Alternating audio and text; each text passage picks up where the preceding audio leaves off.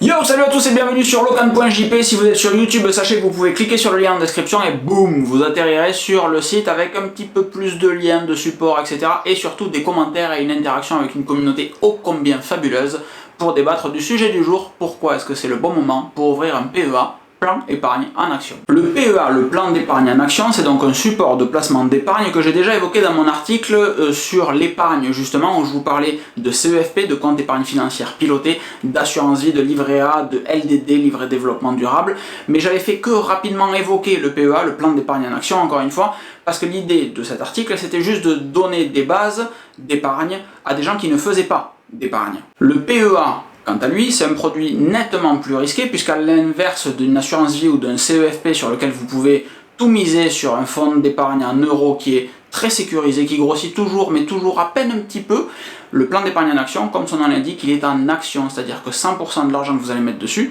c'est sur les marchés boursiers, donc vous pouvez réellement tout perdre ou presque. En ce moment, vous vous dites, c'est sûrement très couillu de sa part de nous faire un article sur pourquoi c'est le bon moment d'ouvrir un PEA, mais fermez pas de suite la fenêtre, je vais vous expliquer pourquoi vraiment c'est un très bon moment pour ouvrir un plan d'épargne en action. Avant d'aborder ce sujet, il y a la fiscalité du PEA qu'il faut aborder. Un PEA est prévu pour être utilisé 5 ans, c'est-à-dire qu'avant 5 ans, pour faire très simple, toutes les plus-values que vous allez réaliser sont imposées à hauteur de 12,8%.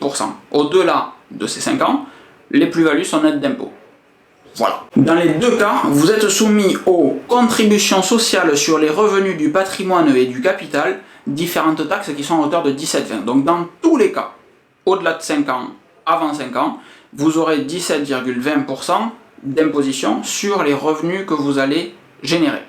Par contre, avant 5 ans, en plus de ces 17,20, vous aurez les 12,8. Donc avant 5 ans, il ne faut pas faire un PEA. C'est une des raisons pour lesquelles c'est vraiment le bon moment pour ouvrir un PEA. Parenthèse, avant les 5 ans, si vous faites un retrait sur votre PEA, ça clôture votre PEA. Donc réellement, faire un PEA pour le garder moins de 5 ans, c'est pas le bon calcul. Si vous voulez faire quelque chose et ouvrir un compte pour jouer en bourse avant 5 ans, genre maintenant, revendre dans 2 jours, c'est pas un PEA qu'il vous faut, c'est un CTO, un compte titre ordinaire. La première raison pour laquelle il faut ouvrir un PEA dès que possible, c'est donc tout simplement pour commencer à faire courir les 5 ans. Même si vous ne faites rien sur votre PEA, même si vous ne faites rien, c'est la date d'ouverture du PEA, pas la date d'achat de l'action que vous voulez retirer. Donc ouvrez un PEA dès que possible, comme ça dès maintenant, vos 5 ans courent. Même si vous avez 20 € sur votre PEA en actions diverses et variées, on va les évoquer dans 2 secondes, mais même si vous ouvrez un PEA pour avoir 20 balles dessus, dans tous les cas, dans 5 ans, vous pourrez jouer avec. À partir de maintenant, pas à partir du moment où vous aurez réellement commencé à jouer avec. Pourquoi est-ce que je vous conseille d'ouvrir un PEA aujourd'hui en pleine pandémie avec des marchés boursiers qui explosent de partout et que je ne pouvais pas le faire il y a quelques mois? Mais parce qu'il y a quelques mois, la bourse étant globalement en bonne santé, elle pouvait baisser. Augmenter certes, mais aussi beaucoup baisser. Là, on est en pleine pandémie, les cours de bourse sont très bas. Donc statistiquement, d'un point de vue probabilité, il y a beaucoup plus de chances que ça remonte, que ça ne descende encore plus. Et même si ça continue de descendre à partir de maintenant où vous achetez une action, ça va descendre, mais ça va remonter encore beaucoup plus haut. Soyons bien clairs, je ne vous conseille pas d'aller jouer en bourse aujourd'hui. Je vous conseille d'ouvrir un PEA pour 2 raisons. Commencer à faire courir les 5 ans dès aujourd'hui. Profiter du fait que la bourse soit basse pour acheter des actions peu chères qui ne peuvent que augmenter et mettre 20 € sur votre PEA. Si après, vous, en votre âme et conscience, vous jugez que c'est le bon moment pour acheter d'autres actions, go! Mais c'est pas mon propos. Je ne suis pas là pour vous donner des conseils financiers en dehors de juste ouvrir un PEA parce que c'est malin en ce moment-là. Jouer en bourse, c'est votre propre sensibilité. On va prendre le cas de l'action Engie. L'action Engie n'a jamais été aussi basse que maintenant. Mais jamais. Depuis 10 ans, l'action n'a jamais été à 10 balles, par exemple.